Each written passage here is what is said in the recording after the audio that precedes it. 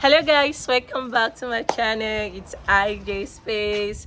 Okay, so I came visiting and I decided to do a very good video for you today, like very informative, so today I'll be talking about farm management practices, some of the things that you need to do in your farm so you can your farm will be effective. You know what you're actually doing, because there are so many reasons why farm actually closes up.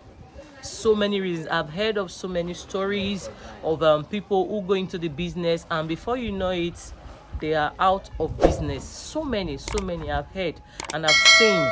There are so many factors that can actually lead to this kind of problem. So many. So I'm going to be addressing some of them in case you are into fish farming and you're not doing some of these things. You'll be wondering sometimes, like, they say this business is very lucrative. Why am I not making the kind of profit that I hear people call, the kind of money people call? Why am I not being successful in this business? As I keep saying, whatever business you want to do, make sure you know what you are doing before you go into any business. Business alone is stressful. Doing business alone, especially in Nigeria, is not easy. So whatever you want to do, even the Bible says, put your whole heart to do it. So there are some of these measures that you need to put in place so your farming will be very, very successful. And number one, what I'm stating here are things that we'll do in this farm. You agree with me that one thing that can cause the close down of a farm, number one, is when you have staff that are stealing. Theft, stealing can actually bring down your farm. But there are ways you can actually curb this stealing, so at least, even if it's there, to be minimal. There are some ways that there are things you need to do to actually curb that. And number one is your record keeping. How do you keep your record? Do you just like stock your farm 5,000, 1,000, 500 fish and you just keep feeding? How do you keep your record? Some people don't keep record. Apart from the stocking, how do you keep your record of the feed you buy? How many bags of feed? Can you tell how many bags of feed you can use to rear 500 fish? Can you tell how many bags of feed you can use to rear 200 fish? If you have this record, it will be very difficult for whosoever that you are employing in your farm to actually play you. To be very, very difficult, because if you know that 10 bags of feed, for example, we feed these 50 pieces of fishes and they are telling you that they need 15 bags, you know something is wrong. So record keeping helps you to know what you are doing. It keeps you in track. So if you have a farm and you're not keeping record, it can actually ruin your business. Apart from catfish farming, apart from anything farming, maybe broiler farming, whatever farming you are into, any kind of business that you find yourself doing, if you are not keeping record, you won't go far in it. So apart from the financial recording that I'm just talked about, how many bag of feed that you use to feed your fishes and all that, keep record of how much you buy your feed. Keep record of even down to whatever treatment, salt. If you are using diesel to run your generator, keep record of the amount you use. This will enable you to know if you're making profit or not in your business. It's very important. The money you pay your staff, if you have any, keep record of them.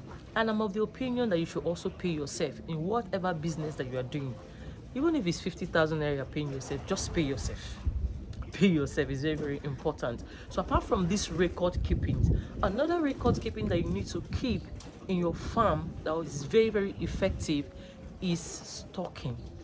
Is sorting. How do you sort? After sorting, do you count?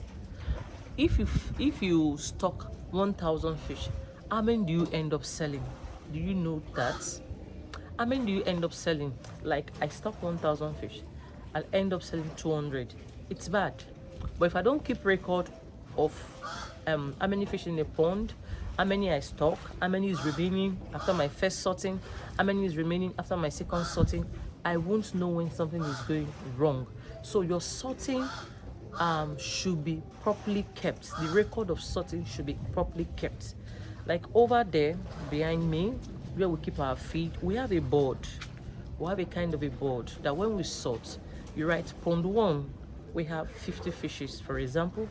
Pond 2, we have 100 pieces of the sizes. Probably pond 1, 50 pieces, the shootout, which is the bigger size. Pond 2, we have 150 pieces of the medium sizes. I don't know if you get what I'm saying. Then pond 3, the small size, we have 500 pieces. So at the end of this record, you know how many fishes you have in the farm. And if somebody comes to the farm and said, okay, how many fishes in this pond, you should be able to know. And when you want to sell, try to count your fishes.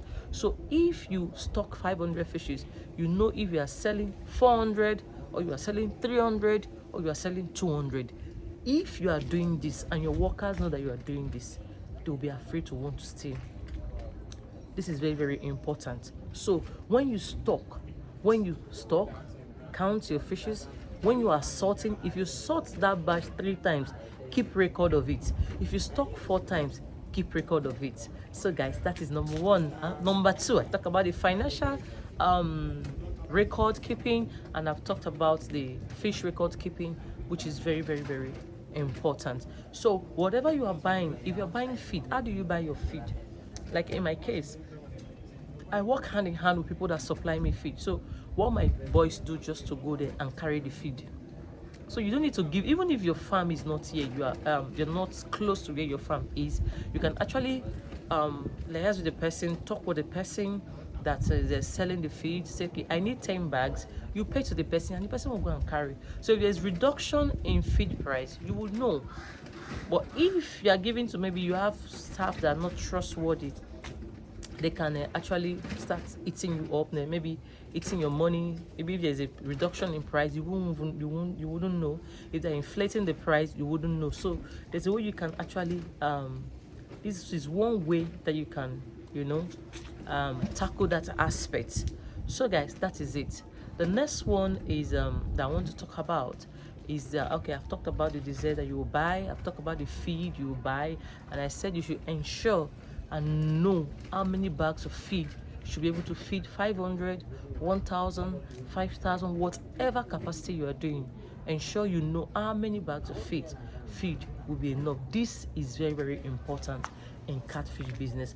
Okay, now you will not tell me there's CCTV camera all over my farm, I have CCTV camera. Let me tell you, if these boys want to play, they will still play you. Yes, I've heard of farm where they can actually, they know their direction. They know where they can go and sell your fish. You won't know.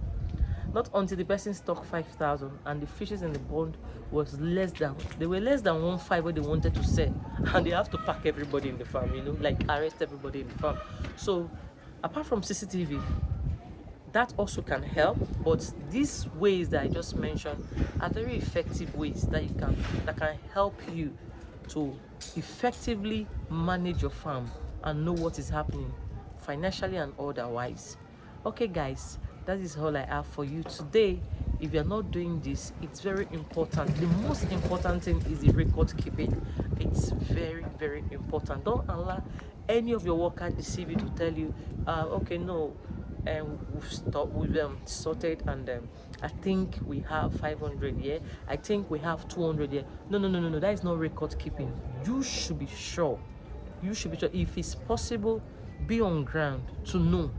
If you're not on ground to know, you should be sure of how many fishes is represented in each pond. Yes. Okay guys, so this is all I have for you today. Thanks for watching. God bless you. Bye bye.